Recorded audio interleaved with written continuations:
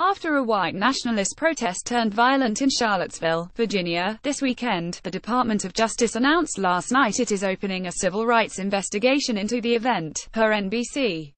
Specifically, the DOJ will look into the incident in which a driver plowed his car through a crowd of counter-protesters. One person died, a 32-year-old woman, and 19 others were injured after the car drove through the crowd. Trump's remarks, clarified per a pool report. The president said very strongly in his statement yesterday that he condemns all forms of violent bigotry and hatred. Of course that includes white supremacists, KKK, neo-Nazi and all extremist groups. He called for national unity and bringing all Americans together. Anthony Scaramucci held an informal Q&A session via Periscope today, and he discussed everything from his time in the White House to his favorite sports team. But the most interesting part was when he talked about Vice President Mike Pence, and revealed he admires him so much, he nicknamed Pence 46, as in, the next president. He didn't suggest Pence would replace Trump, but just insinuated that he could be his successor. The mooch also revealed Pence was the first person he apologized to after the New Yorker article came out detailing his vulgar comments to Ryan Lizzer. He said because Pence is a family man and someone who's probably never said those words in private or in public, he felt compelled to apologize to him. Mooch said Pence graciously accepted his apology. During an interview with Chuck Todd on Meet the Press this morning on NBC News, H.R. McMaster addressed the Steve Bannon rumors, specifically whether or not they can work together despite Trump's suspicions of Bannon leaking. Todd asked McMaster if he and Bannon could continue working in the same White House. "I am ready to work with anybody who will help advance the president's agenda or advance the security, prosperity of the American people. On Charlottesville, I think what terrorism is the use of violence to incite terror and fear. And, of course, it was terrorism. On Tillerson, well, we should always take Secretary of State Tillerson at his word. He is a tremendously talented leader and diplomat. On North Korea, the president doesn't draw red lines.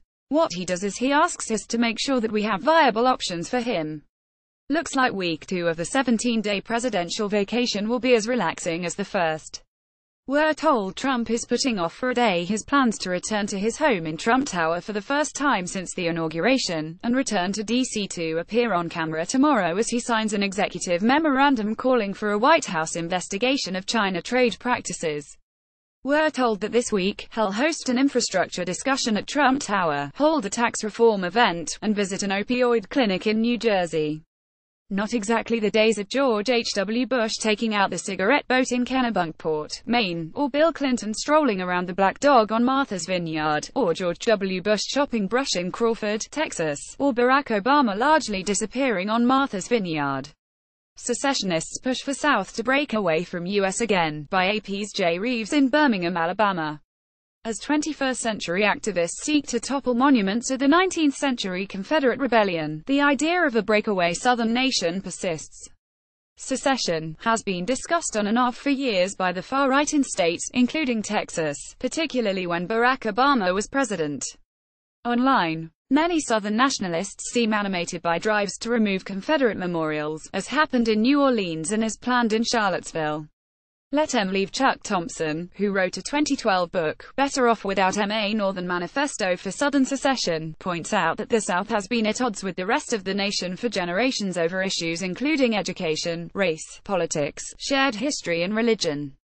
Hawes Spencer, a buddy of mine since we were editors of rival college newspapers in Virginia, eons ago, has lived in Charlottesville for 28 years, and covered Friday night's protests for the NY Times and Richmond public radio station WCV.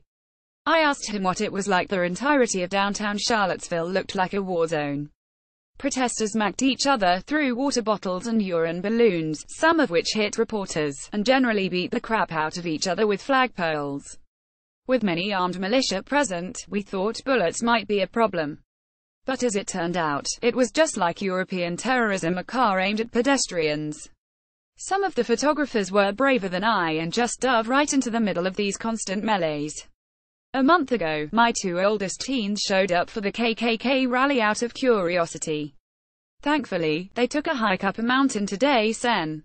Marco Rubio, RFLA, who lost to Trump in the primaries, tweeted, "Very important for the nation to hear it." POTUS describe events in Charlottesville for what they are, a terror attack by white supremacists.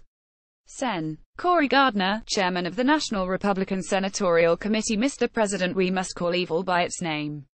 These were white supremacists and this was domestic terrorism. Sen. Ted Cruz, our Texas, who wants to run again, called it a grotesque act of domestic terrorism. When NBC's Hallie Jackson asked what Trump meant by many sides, a White House official replied the president was condemning hatred, bigotry and violence from all sources and all sides. There was violence between protesters and counter-protesters. The NY Times' Glenn Thrush and Maggie Haberman note in a story on PA14 headlined, "Critics slam Trump's tepid condemnation of violence on many sides in Virginia. Trump is rarely reluctant to express his opinion, but he is often seized by caution when addressing the violence and vitriol of white nationalists, neo-Nazis and alt-right activists, some of whom are his supporters.